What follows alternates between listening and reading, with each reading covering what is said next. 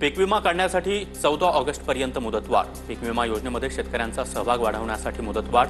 1,60,673 hectare क्षेत्र पीक विमा योजनेत शेतकरी समाविष्ट। गोंदियाच्या कवडी टोला ते मोहाडी मार्गाची प्रचंड दुरवस्था। शाळेमध्ये जाताना रस्त्यावरून विद्यार्थ्यांचा खडतर प्रवास। तत्काळ नवीन रस्ता बनवून देण्याची ग्रामस्थांची मागणी। पालकमंत्री मकरंद पाटील बुलढाणा जिल्ह्याच्या दौऱ्यावर। बुलढाण्यातील नुकसानग्रस्त भागाचा आढावा। शेतकऱ्यांना नुकसान भरपाई देण्याची मागणी। भुसावळच्या हातनूर धरणाचे 6 दरवाजे उघडले। धरणातून 8,970 क्युसेक्न पाण्याचा विसर्ग। धरण पाणलोट क्षेत्रामध्ये 277 मिलीमीटर पावसाची नोंद। लातूरच्या उदगीरमधील डोंगर शेळकी गावामध्ये तलाव ओव्हरफ्लो। उदगीर शहराला डोंगर शेळकी तलावातून पाणी पुरवठा। गेल्या आठवड्यामध्ये झालेल्या पावसानं हा तलाव पूर्ण क्षमतेनं भरला। कोयना धरणाचे सर्व दरवाजे पूर्णपणे बंद। पावसाचं प्रमाण कमी झाल्यानं धरणातून पाण्याचा विसर्ग देखील बंद। धरणामध्ये सध्या 86.19 टीएमसी पाणी साठा। रायगडच्या नागोठणे ते रोहा मार्गावरील भिसेखिंड दरड कोसळण्याचा धोका। पावसामुळे डोंगर उतारावरून मोठ्या प्रमाणात भूस्खलन। प्रशासनाकडे संभाव्य अपघातामुळे खबरदारी घेण्याची मागणी। नागपूर रेल्वे स्थानकामध्ये सेवानिवृत्त कार्यक्रम संपताच छत कोसळलं। ईटी लॉबीमधील पीओपीचं छत खाली कोसळलं। सुदैवानं कुणीही जखमी नाही। हिंगोलीच्या सेनगाव तालुक्यामध्ये मध्यरात्री महसूल पथकावर वाळू माफियांचा हल्ला। इंदिरा गांधी चौक ते उपविभागीय अधिकारी कार्यालयापर्यंत वाळू माफियांची धिंड काढली। अलमट्टी धरणाच्या उंची वाढीला आमचा विरोध राहील। मंत्री राधाकृष्ण विखे पाटील यांची प्रतिक्रिया। या संदर्भात सोमवारी जलशक्ती मंत्र्यांना शिष्टमंडळ भेटणार असल्याची विखे पाटलांची माहिती। धाराशिवच्या उमरगामध्ये कोराळ जिल्हा परिषद शाळेची इमारत कोसळली। मध्यरात्रीच्या सुमारास ही दुर्घटना घडली। सुदैवानं जीवितहानी नाही। शाळेतील इतर वर्ग देखील धोकादायक अवस्थेत। शिक्षण विभागाकडे दखल घेण्याची मागणी। नाशिकच्या त्र्यंबकेश्वरमधील हेदपाडा गाव आजही मूलभूत सुविधांपासून वंचित। पूल नसल्यामुळे शाळकरी मुलं आणि नागरिकांचा जीवघेणा प्रवास। मुलांना खांद्यावर बसून पालकांवर पाण्यातून वाट काढण्याची वेळ। महादेव मुंडे प्रकरणामधील आरोपी 8 दिवसात सापडले नाही तर बीड जिल्ह्यामध्ये कडकडीत बंद। मनोज जरांगे यांच्याकडून बंदची हाक। जरांगेंच्या उपस्थितीमध्ये बीडमध्ये महादेव मुंडेंच्या न्यायासाठी व्यापक बैठक संपन्न।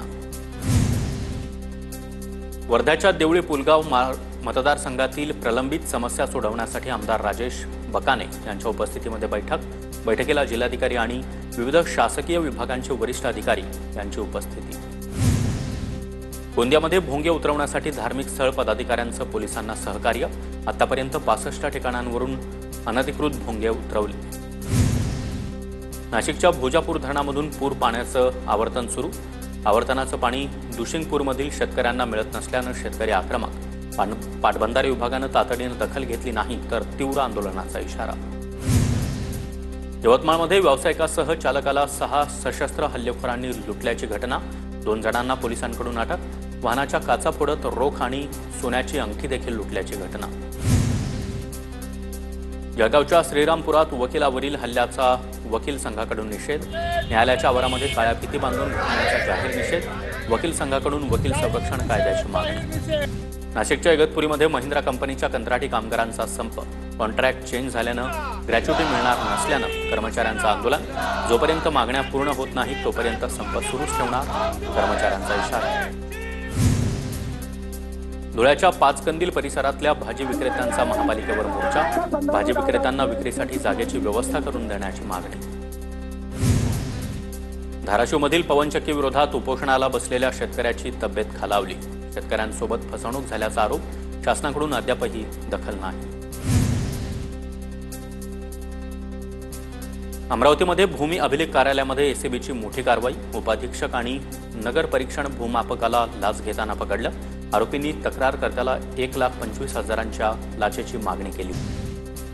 सिंधुदुर्गच्या मालवण कसाल मार्गावर रानगाव्यांचा मुक्त संचार। वाहन चालकांमध्ये घबराट। वनविभागाकडे बंदोबस्त करण्याची मागणी। कोल्हापूरमध्ये पत्नी समजून दुसऱ्याच महिलेवर अंत्यसंस्कार। बेपत्ता पत्नी परत आल्यानं प्रकार उघड। जयसिंगपूर शहरामधील घटना। अंत्यसंस्कार झालेल्या महिलेबाबत तपास सुरू। बीडमध्ये पशुपालकाच्या 18 शेळ्या चोरीला गेल्या। चोरीसाठी वापरलेला पिकअप सीसीटीव्ही कॅमेऱ्यात कैद। पशुपालकाचं लाखो रुपयांचं नुकसान। नाशिकमध्ये पती पत्नीच्या नात्याला काळीमा फासणारी घटना। अश्लील व्हिडिओ काढत पत्नीला डान्स बारमध्ये नाचवलं। पतीसह त्याच्या मित्रावर पंचवटी पोलिसात गुन्हा। दोन्ही फरार आरोपींचा पोलिसांकडून शोध सुरू। सोलापूरच्या खासगी शाळेमध्ये 56 वर्षीय शिक्षकाकडून 10वीच्या विद्यार्थिनीचा विनयभंग। 19 एप्रिल ते 3 जुलैच्या दरम्यान शाळेच्या पार्किंगमध्ये हा प्रकार घडला। सदर बाजार पोलिसात गुन्हा दाखल। सिंधुदुर्ग जिल्ह्यामध्ये पाळीव जनावरांमध्ये पुन्हा एकदा लंपीची साथ। 593 जनावरं लंपी आजारानं बाधित। शेतकऱ्यांनी खबरदारी घेण्याचं प्रशासनाचं आवाहन।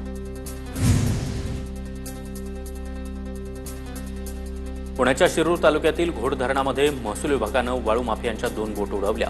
चिंचणीच्या घोड धरणामध्ये बेसुमार वाळू उपसा करणाऱ्या तस्करांवर कारवाई। चंद्रपुरातील घुग्घूस शहराजवळच्या बेलोरो पुलावरून ट्रक खाली कोसळला। चालकाचं ट्रकवरील नियंत्रण सुटल्यानं अपघात। चालक गंभीर जखमी। चंद्रपूरच्या रुग्णालयामध्ये चालकावर उपचार सुरू।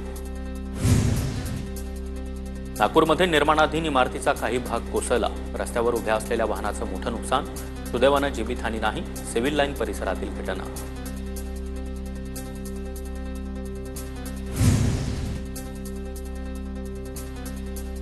बीडहून नांदेडकडे जाणाऱ्या शिवशाही बसची रिक्षाला धडक। अपघातामध्ये रिक्षा चालकाचा जागीच मृत्यू। पांगरी कॅम्प परिसरातील घटना। परळी ग्रामीण पोलिसांकडून तपास सुरू।